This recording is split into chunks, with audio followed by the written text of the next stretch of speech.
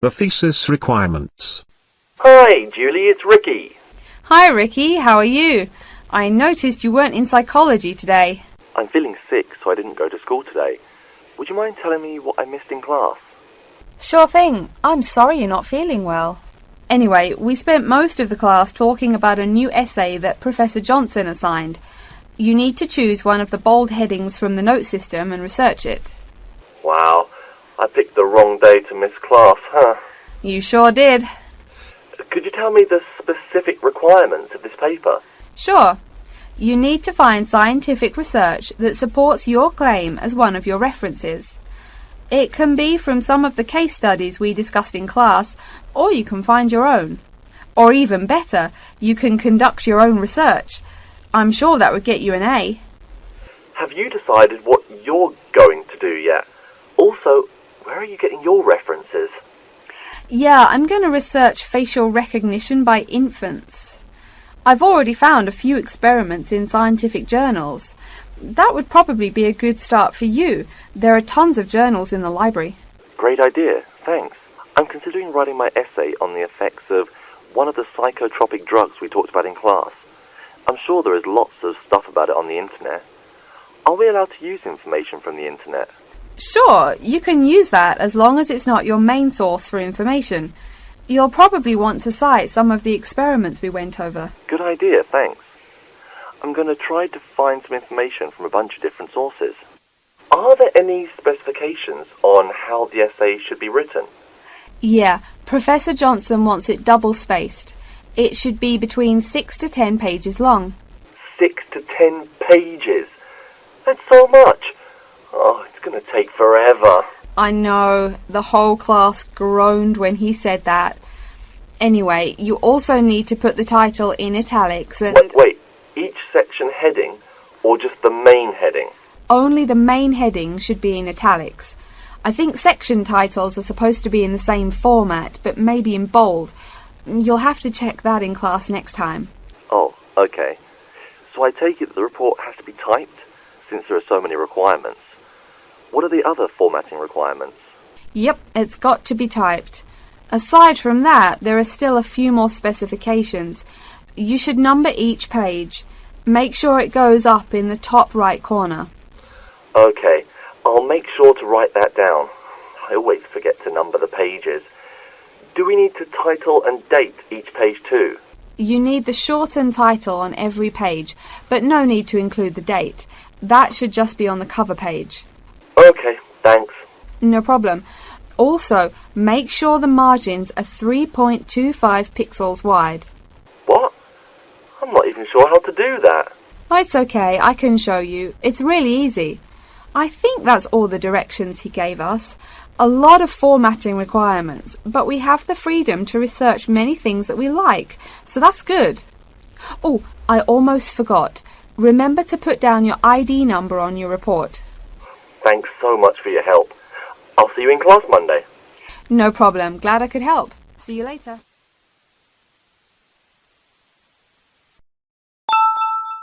House cleaning service. Good morning, City House Services. How may I help you? Good morning. I'd like to arrange to have my house cleaned. Certainly. I just need to ask a few questions. First, could I take your name?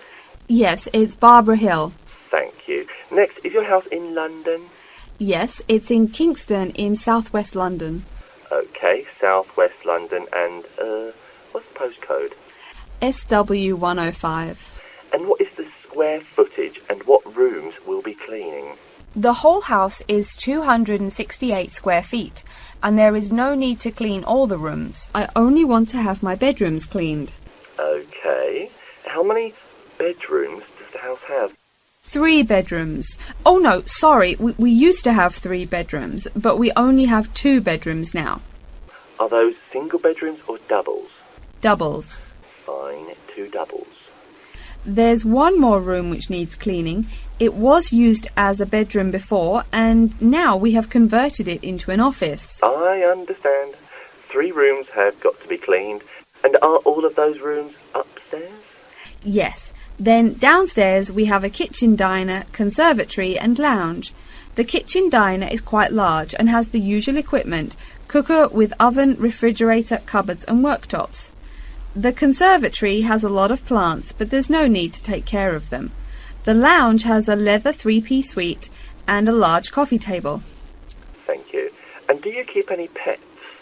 Yeah, I really love keeping them. I've got 2 dogs and 3 cats. Okay, then if our staff come over to offer the service, please take your pets away. Have you looked at our service packages? Yes, I have one in front of me. Excellent. Any extra services you need? Switching bed linen, work in the garden, clean the glass in the conservatory, that kind of thing? No. Actually, replacing the bed linen, yeah, that would be good. No problem. I'll just make a note of that. How about curtains, mats and carpets? What would you like us to do with those items? The curtains. I'll have to think about that. I think we should have the carpets cleaned really well every quarter. Mats can just be done with the laundry. Of course. How about clothes? We can have our staff wash and iron them, or we can have them taken to a dry cleaner. Washing and ironing. No, just ironing. That'll be okay. Okay, fine. I know quite a bit about what you want now. I should let you know that we're located on 12 Amy's Road. That's Amyes. And we work on from Monday to Sunday except Tuesday and Wednesday. Could you let me know when is convenient for you? Next Friday. No. Oh, that's no good. My son invites his friends over in the afternoon that day. Perhaps next Thursday or next Saturday? Let me check. Okay, next Thursday. When is it convenient for us to come over and provide the service? Is it okay if we come in the morning? Or we may come in the afternoon. It depends on your schedule. I'm okay with any time. Just give me a call to let me know you're coming before you arrive. Sure we will. By the way, how long will it take for the service? We usually work 1 to 3 hours for house cleaning, and the work will take 3 hours at most. And of course, if it takes more than 3 hours, you should pay extra for it. Fine. So, let me just do some calculations. School excursion. Well, we have this school excursion plan, but when exactly is it? Is it this Tuesday or Wednesday? Well, it can't be Tuesday with the English tests taking place. Ah, right, not Tuesday but Wednesday. That's right, all day Wednesday, taking a bus outside the city. And where are we going? Last month we went to Arthur Island, so this time we're going to the animal park. Arthur Island was okay, but it was too cold. Let's hope the weather for this week's excursion is better. I don't suppose animals care about bad weather, but I certainly do. Have you heard the forecast? Yes, and it's not too bad. Basically, they're saying Monday will be sunny. Good. But then the weather will change. Not so good. Yes. Tuesday we'll have some showers, but by Wednesday, the day of our excursion, it will be, well, their words are cold and cloudy. Cold and cloudy. Well, as long as it isn't wet and rainy, I'm happy enough. We won't need umbrellas, just warm clothing. And what time will we get there? Let's see, the bus picks us up at 8:30 a.m. and then it's an hour and a half on the road, so we arrive at 10 a.m. Sorry, with the 15-minute break, that will actually be 10:15 a.m. That's early enough. Then all our students can see the animals, have their fun, and do whatever they want to do. Well, one fun event planned that day is Birds of Prey. What's that? That's when they bring out several birds of prey, eagles, falcons, kites, those sorts of birds, and throw pieces of meat into the air, and the birds swoop down and eat them. It's quite impressive. Sounds great. Birds of prey. Are there any other activities? There's a catered lunch at the park restaurant. We've already paid for that. And in the afternoon there's... Well, I had a choice between the reptile display and the koala handling. In the reptile display, the students can handle live pythons and various other snakes. Surely they'd rather hold koalas. I'm sure, but the koalas can't be handled unless the weather's sunny, and given the forecast, I thought it better to choose the reptile display. That's a shame. These Asian students would love the koala handling. Yes, I know, but we can't control the weather. And then we get back. What time will that be? We leave the park at 4:30, but then we face traffic, so we won't get back until well after 6 p.m. It will most likely be 6:30, but that's better than the last trip. We didn't get home until 8:30 that time.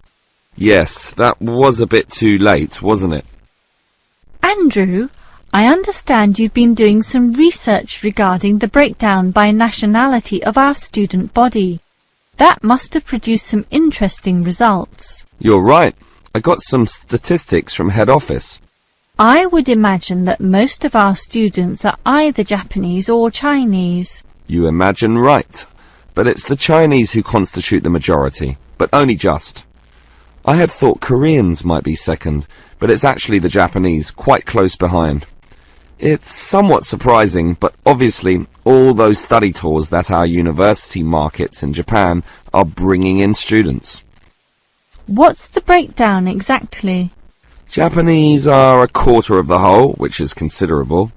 Last year they were only 16%, so that market has grown nicely. The only other proportions of some weight are the Indonesians and Koreans, about the same. Indonesians at 15% and the Koreans are a little higher, not like last year when they were less than 10%. I thought we'd have more Indonesians than Koreans. Well, as I said, they're about the same. Just like the Saudi and Thai student numbers, almost the same also, both just under 10. Which one is bigger? Thai students number just a fraction more. As for the other nationalities, collectively they're only 3%, so it wasn't worth giving each of them a separate category. I just grouped them under other. That's Vietnamese, South American, a couple of Russians, and so on. University Orientation Program. Hi Liz, how do you feel about starting university here? A little bit nervous, but I'm confident I can handle it. This orientation program seems like it will help us a lot. Sure. I'm looking at the timetable here myself. It seems that there are choices available. I can see. So, what are you going to do Monday afternoon? In the morning we all have the opening lecture, but it looks like we have a choice later that day, as you said. Well, the careers lecture might be helpful, but I am interested in the uni tour. It's probably too early to be thinking of careers now anyway, and I want to know what's what at this new university, so I'm doing the tour. All right, I'll come along with you. Might learn something interesting. After all, we haven't seen much of this place yet, and we will be spending 4 years here. Tuesday is another full day too. In the afternoon there's a lecture about study skills, but that morning offers another choice. Library tour or student union induction? What do you think? I think the student union is very important, but we can go there any time, right? So we should take advantage of the library tour while it's being offered. Maybe the week after, you and I can go to the student union. Library it is then. Now, Wednesday has a free session in the morning, but after lunch there's a choice between visiting the computer lab or attending a lecture on our legal rights. Well, law and rights are important, but computers are the basis of everything these days, so I'm going to the computer lab. Don't you think knowing our legal rights is equally, if not more important? We live in a very litigious and complex society now. Sure, but it's something we can pick up later, so let's leave that one out. Okay. Let me see the timetable. Thursday is a free day, and the week winds up with some celebrations on Friday afternoon. It looks like a fun choice too. There's either a barbecue on the main lawn or the dance. I never pass up the chance to eat something. What about you? If I can get a free meal, I'll take it any day, and I'm not good at dancing anyway. Well, that's that decided, right? Right. Guess what, Liz? There's another interesting thing in this orientation booklet, and it looks important, about a style guide. What's that? Take a look yourself. It seems to be a set of rules regarding how to present written work, essays and that sort of thing to the lecturers. They want a uniform style of presentation. I can see, so everything we hand in must have a header and a footer. A what? A header and a footer. The footer is at the bottom of the page and the header is at the very top. That's why they call it a header, you know. That little bit of writing giving details about the work. And they also want the word count. Why do they need that? I guess because the lecturers will specify the number of words they want for their assignment, and they want to be sure students follow this. And even the heading on the page has to be a specific dimension. 16 points and bold print and underlined. And subheadings are 14 points, and the font has to be Arial for everything. Yes, the main text is Arial too, as you said, and the size is 12 points, with the header and footer being slightly smaller at 10 points each. Well, it seems logical. The size of everything is in proportion to its importance. But why do they need the spacing of the main text to be 1.5? The header and footer are different. They're only single-spaced. Probably to allow the teacher to insert comments or corrections, or just to make it all more readable, I suppose. And we need wide margins on the left, right, top and bottom, probably for the same reason. Lots of space to allow the addition of comments. That's a bit scary, actually. It seems to assume we will be making mistakes. And look what they want in the header and footer. The header has the name of the work. Not the name of the teacher? No, the work, but surely the teacher's name must go somewhere. Ah, here it is. It goes in the footer. OK, I'd say this is all logical. If a page is lost, say falls to the floor, then with all this information it can always be traced back to the teacher involved. Right. As you say, all very logical. New diet. OK, Mary. I know I'm putting on weight with all my bad eating habits. That's right.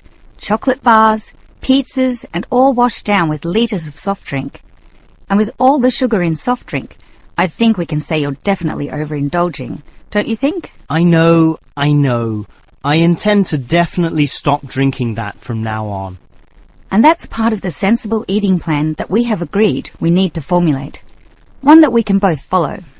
That's right. Sensible and practical. Allowing us to indulge in some sweet foods on occasions. On rare occasions. And we're going to cut out all the pizzas and hamburgers. Well, not totally. I thought you said pizzas could be eaten once a week. You know how I like pizzas. No, I said once every 2 months. Once a week was ice cream, not pizza. Yeah, that's because you like ice cream. I prefer pizza. Peter, if you want to lose weight, you need to be disciplined in both what you eat and what you do, which brings us to the issue of exercise. That's right. So, jogging twice a week and hiking on Saturdays, right? No, hiking is Sundays, allowing Saturdays for the light walking exercise. I've investigated and discovered there are a lot of walking trails around this suburb, with many beautiful places if you just look around. So what's happening this Saturday? A walk around the city? That's later in the month. This Saturday we'll visit Pine Park. Hill Park is nicer, with great views too. Yes, but we have to travel too far to reach Hill Park, so I ruled that out, and I love the smell of pines. And what about the weekday meals? Salads every night, I suppose. No, it's important to vary the meals so that the food remains interesting and fun. The only common factor is the fruit juice, but otherwise we'll have a variety of healthy fare, from salads to fish to lean meat. I'd rather have meat every night, but you're the boss. If you want to lose weight, you'll have to accept this program, okay? Okay. Now, Mary, you said we could have a little treat in our diet plan 3 times a week, specifically Tuesdays, Thursdays and Sundays. Yes, a very small treat. but something to reward us for all the discipline shown. Such rewards will motivate us to continue the diet. So on Tuesdays, what can I choose? You have a choice between a small serving of chocolate, ice cream, or biscuits. OK, well, I'll go for the biscuits. I love those crunchy little things with my cup of tea. So do you, right? I do indeed, so I'll have them too, saving the ice cream for later. But I know how much you like ice cream, so why don't you save it for the end of the week? That will give you the motivation to keep going, and you can have chocolate midweek. That's a good idea, but I think the most important thing is for you and I to eat different things on those other 2 days. Well, if you think that way, I'll eat the ice cream on Thursdays, not the chocolate, OK? Well, if you're having that, then I can't have ice cream. In order to be different, I'll have the chocolate. So we can compare our different snacks, and maybe even share a little with each other. Exactly. And the variety and fun involved will take our minds of wanting more. Eating for fun. A good idea. And then you can have the chocolate on Sunday, right? But I like biscuits. Actually, I want biscuits again, to have with my cup of tea. But you have the biscuits on Monday, remember? And we can't repeat. Oh, come on. This isn't fixed in concrete. I can have them again instead of chocolate. You might like variety, but I don't. I'm a creature of habit. Well, the whole point of this was to taste different snacks. But if you want the same thing, OK. I, for one, am sticking to the original plan, with ice cream to finish the week and not another dose of chocolate.